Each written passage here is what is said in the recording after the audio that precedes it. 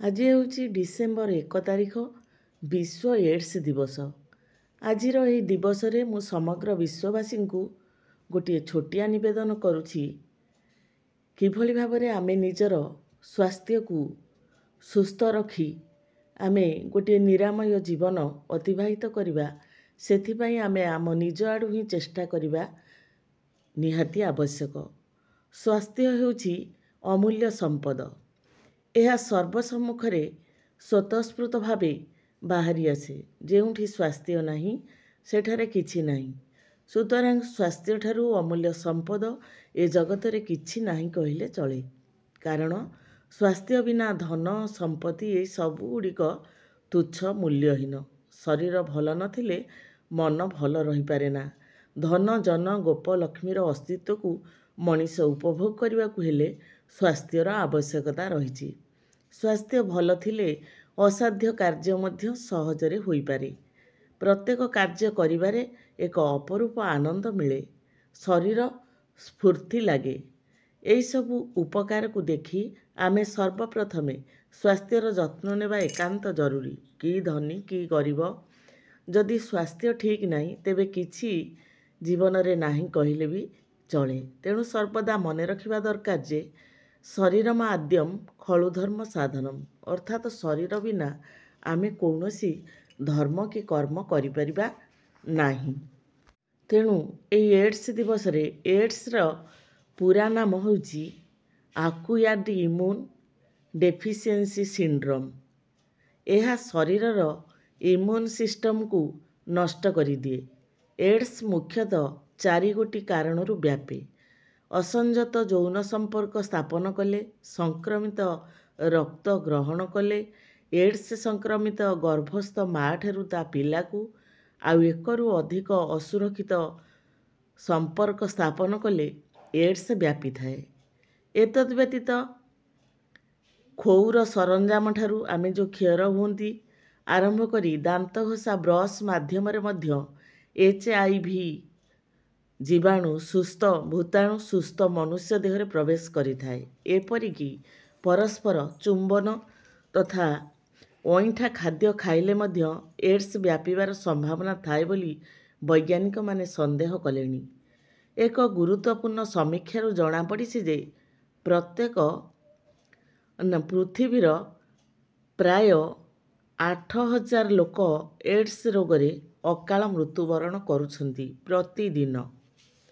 ପ୍ରଥମେ 1992 ମସିହାରେ ଜଣେ ଓଡ଼ିଆ ଲୋକ ମୁମ୍ବାଇରୁ ଏଡ୍ସ ରୋଗ ବହନ କରି ଆଣିଥିଲେ। ସେହିଦିନଠାରୁ ଏହାର ପ୍ରାଦୁର୍ଭାବ ଚାରିଆଡ଼େ ପରିଲକ୍ଷିତ ହେଉଛି। ଏକ ସର୍ଭେରୁ ଜଣାପଡ଼ିଛି ଯେ ସବୁଠାରୁ ଅତ୍ୟଧିକ ଏଡ୍ସ ରୋଗୀ ଅଛନ୍ତି ଗଞ୍ଜାମ ଜିଲ୍ଲାରେ। ମୁଖ୍ୟତଃ ସୁରଟ, କଲିକତା, ମୁମ୍ବାଇ ଆଦିରୁ ଆସୁଥିବା ଶ୍ରମିକମାନେ ଏହି ଭୟାନକ ଏଡ୍ସ ରୋଗର ଶିକାର ହେଉଛନ୍ତି। ଥରେ ଏଡ୍ସରେ ଆକ୍ରାନ୍ତ ହେଲେ ରୋଗୀର ଶାରୀରିକ ଓଜନ କମିଯାଏ, ଆଖିପତା ଶେତା ପଡ଼ିଯାଏ, ଜ୍ୱର, ମଥା ଦରଜ ତଥା କାମଳ ରୋଗ ପ୍ରାୟ ମାସ ମାସ ଧରି ଲାଗି ରହେ। ଦେହ ଅବଶ ଅବଶ ଲାଗେ। କୌଣସି କାର୍ଯ୍ୟ କରିବାକୁ ଭଲ ଲାଗେ ନାହିଁ। ମନର ଏକାଗ୍ରତା ହ୍ରାସ ପାଏ।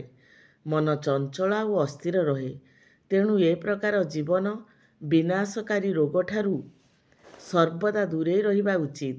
ସାଧାରଣତଃ ସୁରଟରେ କାର୍ଯ୍ୟ କରୁଥିବା ଶ୍ରମିକ, ବସ୍ ଟ୍ରକ୍ ଡ୍ରାଇଭର, ସମୁଦ୍ର କୂଳରେ ରହୁଥିବା ନୋଳିଆ, ବେଶ୍ୟାଳୟର ଦେହଜୀବୀମାନେ ହିଁ ଏହି ମାରାତ୍ମକ ରୋଗର ଶିକାର ହୁଅନ୍ତି। ଅସଂଯତ ମନୋଭାବ ତଥା ଅତି କାମାତୁର ମନୋଭାବ ଏମାନଙ୍କୁ ବିପଥଗାମୀ କରାଏ। ତେଣୁ ଅସୁରକ୍ଷିତ ଯୌନ ସମ୍ପର୍କ ସ୍ଥାପନ କରିବା ଠାରୁ ଆରମ୍ଭ କରି ସଂକ୍ରମିତ ରକ୍ତ ତଥା ଡ୍ରଗ୍ସ ଗ୍ରହଣ କରିବା ପର୍ଯ୍ୟନ୍ତ ସତର୍କତା ଅବଲମ୍ବନ କରିବା ଉଚିତ। ଏହା ପ୍ରକାଶ କରିବା ଅତ୍ୟନ୍ତ ଦୁଃଖଦାୟକ ଯେ ଅଧୁନା ଦେଶରେ ଅଶ୍ଳୀଳତାର ଅପ୍ରତ୍ୟାଶିତ ପ୍ରାଦୁର୍ଭାବ ଯୋଗୁଁ ପ୍ରାୟ ଯୁବପିଢ଼ି ପଥଭ୍ରଷ୍ଟ ହୋଇ ଏହି ରୋଗର ଶିକାର ହେଉଛନ୍ତି। ଜଣକୁ ଏଡ୍ସ ହୋଇଗଲା ମାନେ ନୁହେଁ ଯେ ସେ ତା'ର ବହୁମୂଲ୍ୟ ଜୀବନକୁ ହରାଇ ବସିଲା। ସେ ମଧ୍ୟ ସାଧାରଣ ମଣିଷଙ୍କ ପରି ରହିପାରିବ। ଏଡ୍ସ ରୋଗୀର ଲୁଗାପଟା କିମ୍ବା କଂସା ବାସନ ତଥା ପାଇଖାନା ଆଦି ବ୍ୟବହାର କଲେ ଜଣେ ସୁସ୍ଥ ମଣିଷର କିଛି ହୋଇନଥାଏ। ବରଂ ଏଡ୍ସ ରୋଗୀକୁ ଭୟଭୀତ ନ କରାଇ ତା ସହିତ ହାତରେ ହାତ ମିଶାଇ ତାକୁ ଜୀବନର ରାହା ଦେଖାଇବା ପାଇଁ ଆମେ ସମସ୍ତେ ଚେଷ୍ଟା ଜାରି ରଖିବା ଉଚିତ।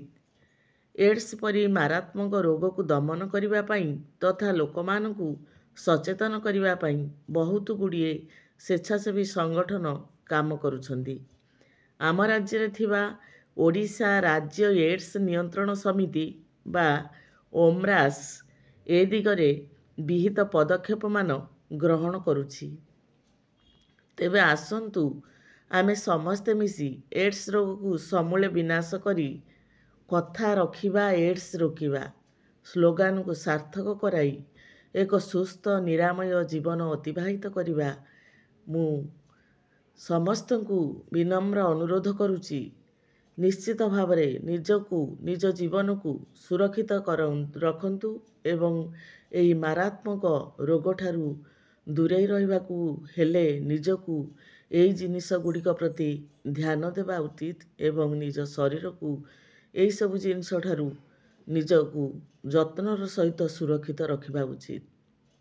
ସମସ୍ତଙ୍କର ସୁସ୍ଥ ନିରାମୟ ଜୀବନ କାମନା କରି ଆଜିର ଭିଡ଼ିଓକୁ ଏଇଠି ରଖୁଛି। ଆଶା କରୁଛି ଏହା ନିଶ୍ଚିତ ଭାବରେ ଆପଣଙ୍କ ଜୀବନରେ କିଛି ନା କିଛି ଗୋଟେ ସହାୟତାର ହାତ ବଢ଼ାଇବ ସୁସ୍ଥ ରଖିବା ପାଇଁ।